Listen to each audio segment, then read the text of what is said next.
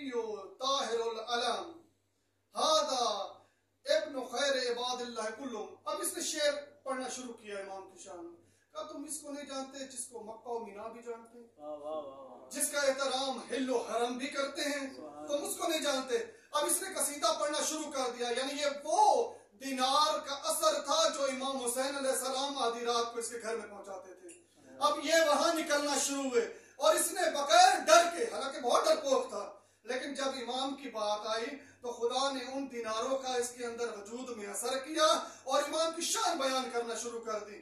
میرا کہنے کا مطلب یہ مقصد یہ تھا کہ امام حسین علیہ السلام آنے والے زمانے کو بھی دیکھ رہے تھے اور اس ترسو کو, اس ڈرپوک کو بھی امام نے جرأت پیدا کر دی.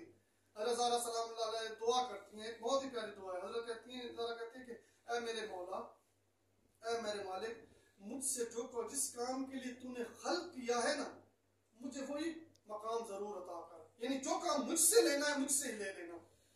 اب حضرت سید الشہداء کے لشکر میں زہیر بھی, حضرت کے لشکر میں عباس علمدار بھی. یہ وہ لوگ ہیں جو باکلاس ہیں, بڑی شخصیات ہیں, جو حبیب ابن مظاہر جیسی شخصیات ہیں. لیکن حضرت سید الشہداء صرف ان کے امام تو نہیں. سید الشہداء ہر ایک کا امام ہے. ہر ایک اس کی استعداد کے مطابق امام لیتے ہیں.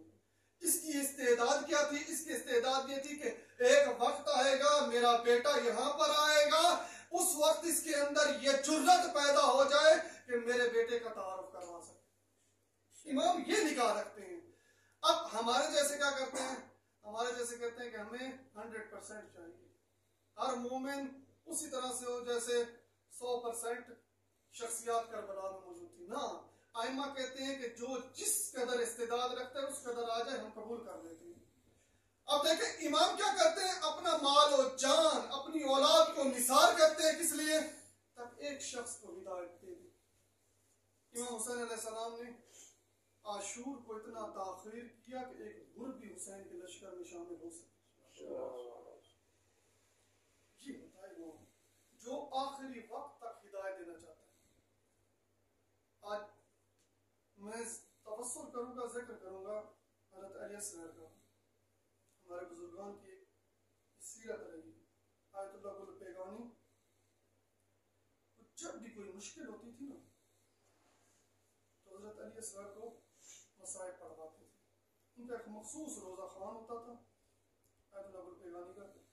جب بھی وہ روزہ خوان امام حضرت آیت اللہ کے گھر میں آتے تھے نا تو سب کو معلوم ہوتا تھا کہ آج ضرور کوئی آیت اللہ گل پیغانی کو مشکل پیش آئے گی, اور وہ کہتے تھے کہ آج صرف حضرت علی اصغر کا مسائل پڑھ. اسی طرح آیت اللہ مرزا شیرازی بزرگ, وہ روزہ خوانوں کو عموماً کہتے تھے کہ آپ کیا کریں, علی اصغر کا ذکر کریں, علی اصغر کے مسائل پڑھیں. تو ایک دن ایک روزہ خوان نے پوچھ لیا کہ آپ صرف حضرت علی اصغر کے مسائل کہتے ہیں, کیا باقی شہداء کا حصہ نہیں؟ تو کہتے تھے نہیں, باقیوں کے بھی مسائل ہوں, پڑھے جائیں, لیکن یہ حسین کا وہ شہید ہے جو حسین کی مظلومیت کی سند ہے. آپ بھی اپنے عشقوں کو حسین کی در میں داخل ہونے کے لیے تیار کریں. اذن دخول مانگے سید الشہداء کو کہ حسین تیری بارگاہ میں آئے, ہم عزموں کے ساتھ آئیں گے. اب کہتے تھے کہ کیوں سند مظلومیت؟ کہتے ہیں کہ باقی شہداء جو تھے ہر ایک اپنا کوئی نہ کوئی دفاع کر سکتا تھا, کوئی تلوار اٹھا سکتا تھا, کوئی نیزہ اٹھا سکتا تھا, لیکن حسین کا یہ سپاہی کچھ بھی نہیں اٹھا سکتا تھا. یہ حسین کے پاس آیا تو شہید ہو گیا. اب بیان کیا جاتا ہے, مقاتل نے بیان کیا کہ جب سید الشہداء پہ آخری وقت آیا نا, اپنی بہن زینب کو آواز دی, اے بہن زینب میرے علی اصغر کو لے کے آؤ, میرے بیٹے کو لے کے آؤ. بی بی لے کے آئیں. اب یہاں پر ایک توجہ کا نقطہ ہے کہ حضرت امام حسین علیہ السلام نے رباب کو نہیں بلایا کہ اے رباب اپنے بیٹے کو لے کے آؤ. یہ اس وجہ سے کہ معلوم تھا حسین کو کہ جب حسین کا بیٹا میرے پاس, رباب کا بیٹا میرے پاس آئے گا نا تو یہ واپس ماں کے پاس صحیح و سالم نہیں جائے گا. اب حسین نے جب اپنے بیٹے کو ہاتھوں پہ لیا تو دیکھا کہ بیٹا تڑپ رہا ہے پیاس سے. کہا میرے بیٹا آؤ میں تجھے لے جاتا ہوں, دیکھتا ہوں شاید ان کے دنوں میں رحم آ جائے اور یہ تجھے پانی دے دیں.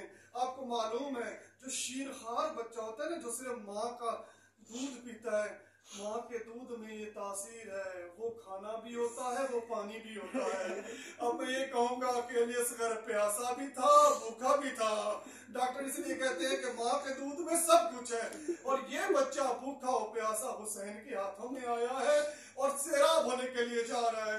امام حسین علیہ السلام لے کے چلتے ہیں، اشقیاء سے کہتے ہیں تمہارے نزدیک اگر جرم ہے تو مجھ حسین کا جرم ہے، اس شیر خار کا تو کوئی جرم نہیں ہے نا، یہ پیاسا ہے، اس کی ماں کا دودھ ختم ہو گیا ہے، اگر ہو سکتا ہے تو چند قطرے اس کو پانی دے دو۔